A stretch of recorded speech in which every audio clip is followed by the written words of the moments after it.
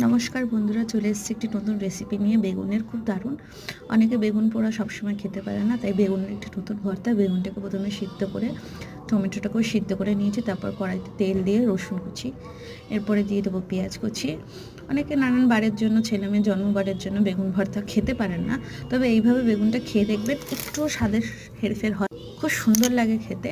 ঠিক বেগুনের ভর্তা, বেগুন পুড়িয়ে যেগুলো আমরা করি সে একই রকম খেতে লাগে, খালি একটু বেগুনটাকে আর টমেটোটাকে আমি সিদ্ধ করে নিয়েছি। আমার এই চ্যানেলে নানান রকম রান্না আমি দিই, আপনারা দেখার জন্য অবশ্যই আমার চ্যানেলের পাশে থাকবেন, ডেলি কিচেনে। এবার দেখুন, আমি বেগুনটা টমেটোটা কড়াইতে দিয়ে দিয়েছি, দিয়ে ভালো করে নাড়াচাড়া করে নেব। ঠিক বেগুনের ভর্তা যেভাবে বেগুন পোড়ালে আমরা করি একই রকম প্রসেস, শুধু বেগুনটাকে আমি পোড়াইনি, বেগুনটাকে সিদ্ধ করে নিয়েছি। তাই অনায়াসে এটা সপ্তাহে যে কোনো দিন খেতে পারবেন। এবার কাঁচা লঙ্কাটা দিয়ে দেওয়ার পর এর মধ্যে আমি নুন দেবো স্বাদ মতন, নুন, একটু চিনি, সামান্য একটু হলুদ গুঁড়ো দেবো।